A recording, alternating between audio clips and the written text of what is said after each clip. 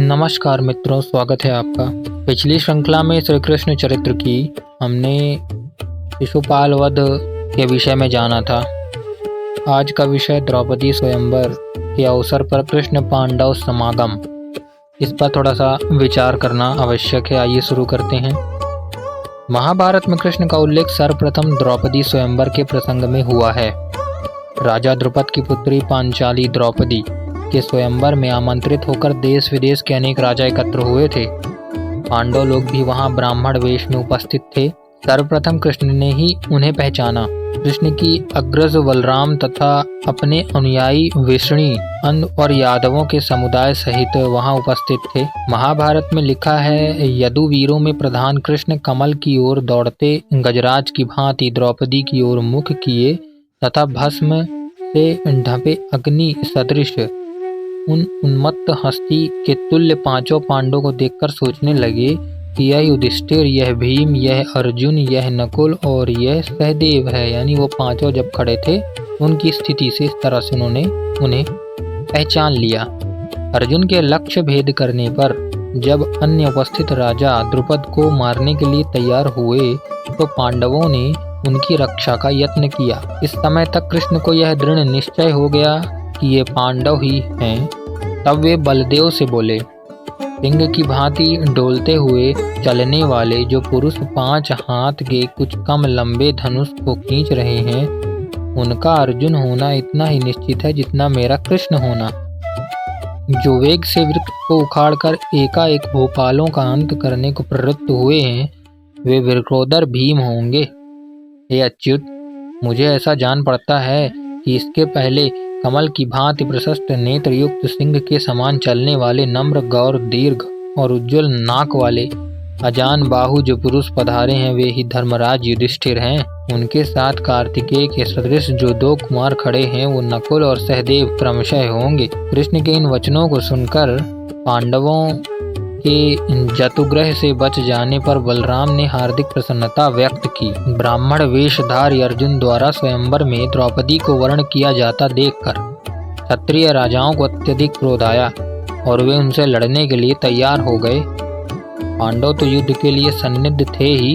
सर्वप्रथम कर्ण और अर्जुन का युद्ध हुआ, जिनमें कर्ण परास्त हो गया। तदनंतर भीम और शल्य का सामना हुआ। जब भीम के समक्ष शल्य की दाल नहीं गली तो राजाओं के मन में अनेक शंकाएं उत्पन्न होने लगीं। इस समय कृष्ण ने दोनों पक्षों को शांत किया।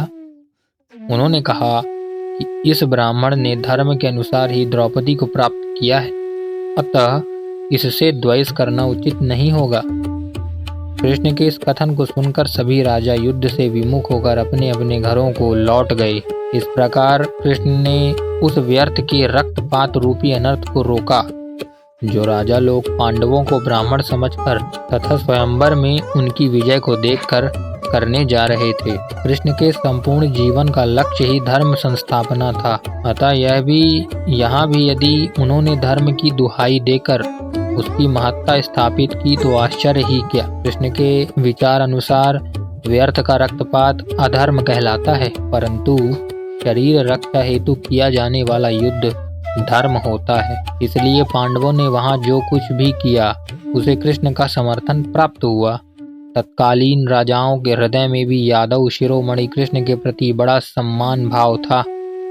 तभी तो उन्होंने कृष्ण के कहने पर मात्र युद्ध से उन्होंने युद्ध ही बंद कर दिया और अपने घरों की ओर प्रस्थान कर दिया उन्होंने। इस प्रकार महाभारतकार ने प्रारंभ में ही कृष्ण के जिस रूप की छाप हमारे हृदय पर बिठाई है, वह अत्यंत उदात्त तथा प्रभावोत्पादक है।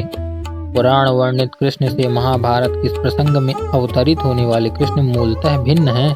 इस प्रथम साक्षात्कार में ही हमें कृष्ण के चरित्र में जैसा गांभीर्य, सौजन्य, धर्म के प्रति निष्ठा तथा महनीयता के दर्शन होते हैं, वैसे ही लोकोत्तर गुणों के का उल्लेख महाभारत के आगे प्रकरणों में भी सर्वत्र हुआ है। कृष्ण युधिष्ठिर से संवाद करते हुए कहते हैं, स्वयंवर समाप्ति के अनंतर पांडव लोग द्रौपदी के सहित स्वनिवास पर गए। कुछ समय बाद कृष्ण और बलदेव यानी बलराम भी उनसे भेंट करने पहुंच गए।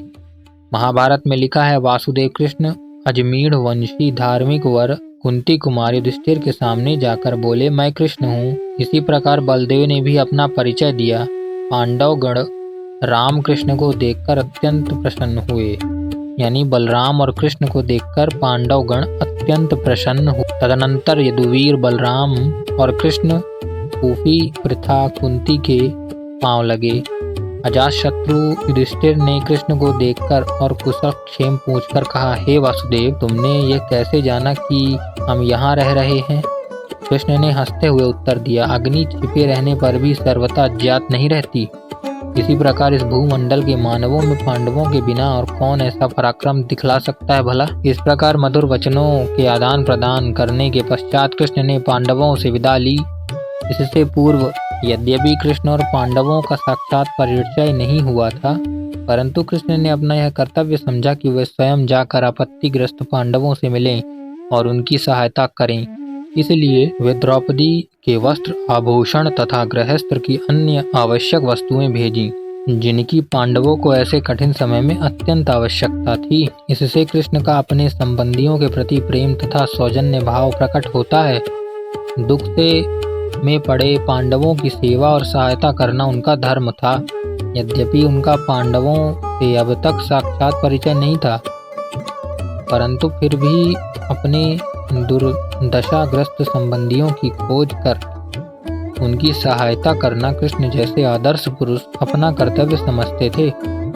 वे सुजनता तथा शिष्टाचार के मूर्तिमान आदर्श ही थे, अतः उनका ऐसा आचरण स्वाभाविक ही था। आदि पर्व के श्लोक संख्या में 160-20 और 160-23 ये दो मंत्र जहाँ इन बातों का आपको पता लगेगा, तो देखिए अवश्य और चैनल को लाइक शेयर सब्सक्राइब करें और ज़्यादा से ज़्यादा शेयर करें। धन्यवाद।